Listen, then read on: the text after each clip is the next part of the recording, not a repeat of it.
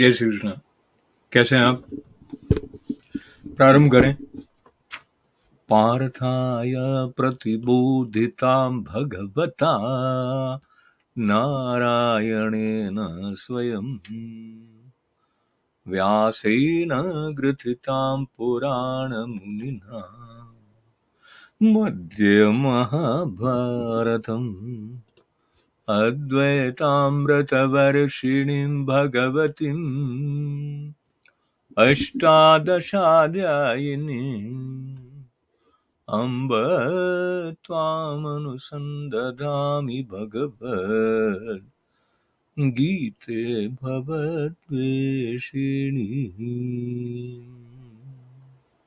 योगेश्वर गुरु श्री कृष्ण चंद्र भगवान की जय।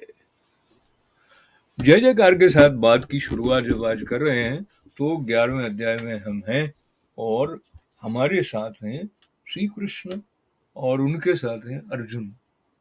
पार्थ सारथी जो हैं वो अपने मित्र पार्थ के अनुरोध को ठुकरा नहीं पाए हैं और गोपनीय से भी गोपनीय योगियों को भी अति दुर्लभ जो विश्व रूप दर्शन है ये उनको प्राप्त हो रहा है और उनके द्वारा हमको भी प्राप्त हो सकता है अगर हम तन्मयता से एकाग्रता से कृष्णमय होने के लिए अर्जुनमय होकर श्री कृष्ण की वाणी को सुने। देखिए ऐसा है कि आप और मैं जिस युग में हैं हमारे पास में बहुत सारी बातें हैं जो अलग हैं जो कि अर्जुन जी के पास में उस तरह से नहीं थी, पर मन का जो कार्य करने का ढंग है वो हजारों साल से वैसा का वैसा है। इसलिए जो प्रस्थान त्रय में विराजित हैं श्रीमद् भगवद गीता, प्रस्थान का मतलब होता है एक स्थान पर जाना, गंतव्य निश्चित है। तो गुरुजन हमारे स्वामी श्री ईश्वरानंद गिरि जी महाराज का स्मरण करते हुए वो बार बार शास्त्रों का जो मुख्य मर्म है वो प्रस्थान के संदर्भ से लेके जीवन का गंतव्य क्या है, जाना क्या है, कहाँ है। तो कहते हैं कि यात्रा अगर ऐसे ही निकल गए बिना ये सोचे कि जाना कहाँ है तो यात्रा नहीं हुई। इस प्रकार से हम जीवन को अगर यूं मान लें कि एक दिन ये जो पंच तत्व का जो मिला हुआ वह शरीर है वो चला जाना है और ये कैसे जाएगा वो कोई भी तरह से हो सकता है।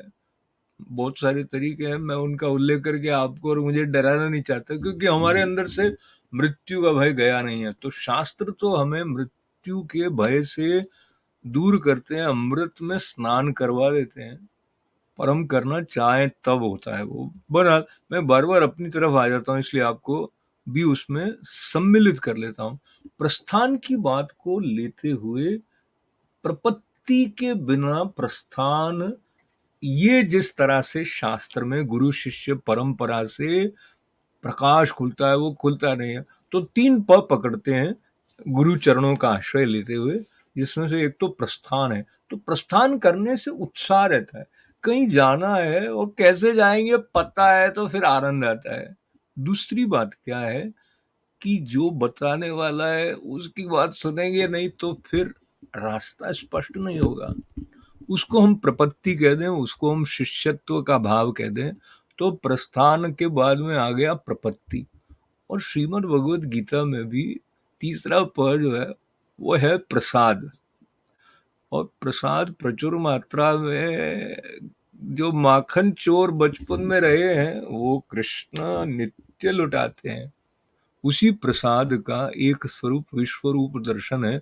इसके जो 19वें और 20वें श्लोक की तरफ हम आज पढ़ रहे हैं, तो कैसा आप महसूस कर रहे हैं कि आप लिख के बताएंगे मुझे तो मुझे इतना आनंद आएगा। नहीं इतना नहीं, इतना इतना वाला तो आनंद तो बढ़ाना चाहिए ना, तो बढ़ाते हैं विश्वरूप दर्शन लेकर। अर्जुन वाच है अनादिमध्यान्तमनन्तवीर्यम् अनन्तबाहुं शशिसूर्यनेत्रम् पश्यामि त्वां तहुताशवक्त्रम् स्वतेजसा विश्वमिदं तपन्तम्। तो इसका अर्थ है, हे परमेश्वर, मैं आपको आदि, अंत और मध्य से रहित, अनंत सामर्थ्य से युक्त, अनंत भुजा वाले, चंद्र सूर्य रूप नेत्रों वाले, प्रज्वलित अग्नि रूप मुख वाले और अपने इस तेज से जगत को संतप्त करते हुए देखता हूं। इन शब्दों के साथ जो संकेत हैं, उनको हम अगर अपनी कल्पना से अपने मानस में जगाते हैं, तो ही हमारी जो सीमित दृष्टि है वो छूट जाती है। तो परमेश्वर के जिस स्वरूप के दर्शन अर्जुन कर रहे हैं, जो कि संजय वैसे धृतराष्ट्र को बता रहे हैं और वेद व्यास जी की कृपा से हम ये सुन रहे हैं, एक ऐसा, हम उसे तत्व कहें, विभूति कहें, जिनका न तो कोई आदि है, मतलब कहाँ से शुरू हुए कुछ ऐसा नहीं है, और कुछ अंत भी नहीं है। तो जो आदि अंत रहित है, वो उसका मध्य भी नहीं है, और उनकी सामर्थ्य कैसी है कि उसकी कोई सीमा, कोई थाह नहीं है। ये सर्वश्रेष्ठ धनुर्धर स्वयं कह रहे हैं अर्जुन, और भुजाएं हैं तो अनंत हैं। अब ये कल्पना का जो हमारा सांचा है वो ही टूट जाता है, क्योंकि अनंत कैसा होगा, हम क्या देख पाएंगे। और वो भी अनंत ऐसा है जिसकी कल्पना में अर्जुन, ऐसा प्रतीत उनको हो रहा है, ऐसा वो देख पा रहे हैं कि चंद्रमा और सूर्य भगवान तो उनके नेत्र की तरह हैं, पर साथ ही साथ जो अग्निमुख है उनका, उस सब से ये जो सारा जगत है वो संतप्त हो रहा है। यानी बहुत अच्छा हमारे सम्मुख प्रकाश का पुंज हो, आप हमारे एक सूर्य भगवान के साथ आंख मिलाकर ही देख लें, पता लग जाएगा, क्योंकि हम उनसे आंख मिला नहीं सकते हैं। आंख मिलाने की बात को लेते हुए 20वें श्लोक की तरफ चलते हैं।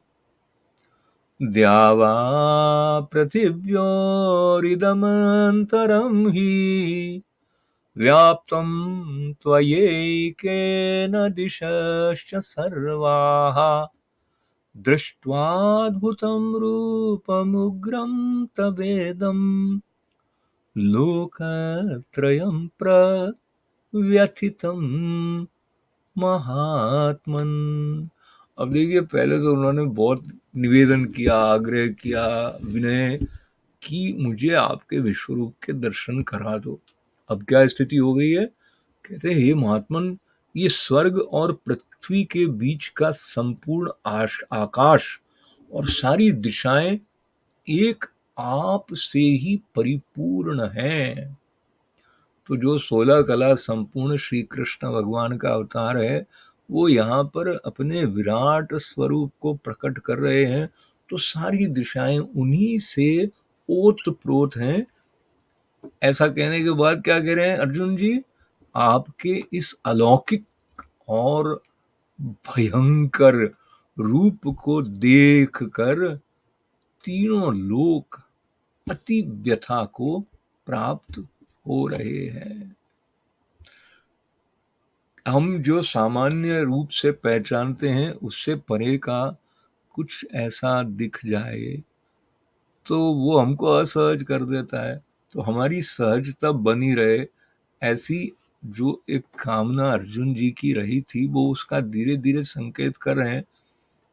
पर ये है तो प्रसाद, क्योंकि इस तरह का जो विश्व रूप का दर्शन है, वो एक बंधन से युक्त स्वभाव वाले मन को इस तरह से प्रक्षालित करके रूपांतरित कर देता है, कर सकता है कि जो मुक्ति की गंगा है उसमें स्नान सहज हो जाए।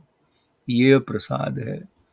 ये प्रस्थान से, प्रपत्ति से प्रसाद लेते हुए, गुरु चरणों का स्मरण करते हुए पूर्णता की तरफ बढ़ते हैं। ओम पूर्णमद पूर्णमिदं पूर्णात् पूर्णमुदच्यते पूर्णस्य पूर्णमादाय पूर्णमेवावशिष्यते। ओम शांति शांति शांति। सबका मंगल, सबका कल्याण। कल फिर मिलते हैं। जय श्री कृष्ण।